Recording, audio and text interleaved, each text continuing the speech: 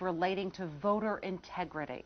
Some lawmakers are pushing for measures such as requiring voters to show a photo ID before being allowed to cast a ballot. Another bill would criminalize anyone who delivers a ballot for someone unable to drive to the polls.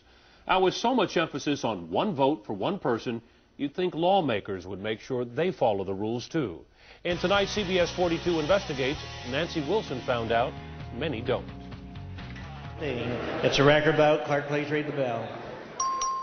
This is State Representative Debbie Riddle. She authored the bill that would require voters to show a photo ID. Clerk, ring the bell. It's a record vote. It's all about integrity. Record vote. But the integrity of one person, one vote doesn't apply at the legislature. We found many lawmakers vote more than once.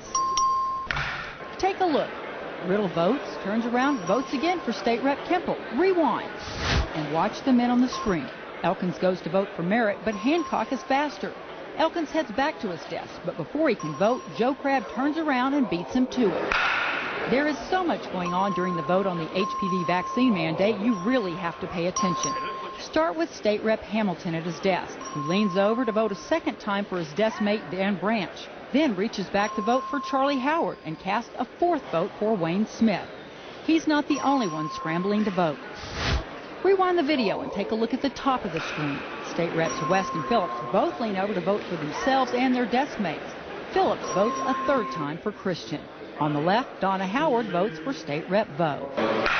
State Representative Dunham didn't have to leave his chair to cast 4 votes. One for himself, then for Coleman, Martinez Fisher, and then Veazey.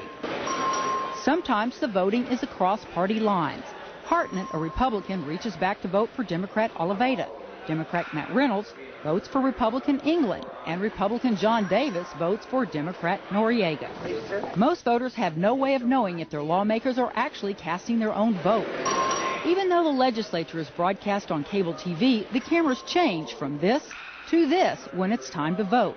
But if you're sitting on the third floor gallery, I certainly noticed that there appear to be far more votes on the tick board than there were people in the room. Arnie and Laurel Weiss were baffled when they came to see the legislature in action. It seems very inappropriate, and they should do something about it. Yeah, definitely. State Rep Debbie Reynolds says voting for other members is done out of necessity. We have a lot of votes. We have a lot of amendments. And there's times when we don't break for lunch and we don't break for dinner. We don't have bathroom breaks. Necessity or not, one thing is clear. They aren't supposed to be doing it. According to the official House rules, written, voted, and approved by lawmakers at the beginning of the session, any member found guilty by the House of knowingly voting for another member on the voting machine shall be subject to discipline deemed appropriate by the House. Clerk, ring the bell. It's a record. So, should lawmakers do it? Well, there's no question. At face value, it seems a blatant affront to their own rules. It is against their own rules, but the issue is with enforcement. Now, it's the Speaker's job to make sure the rules are followed. He declined to talk to us on camera, but his spokesperson sent us a statement that basically says they leave it up to the House members.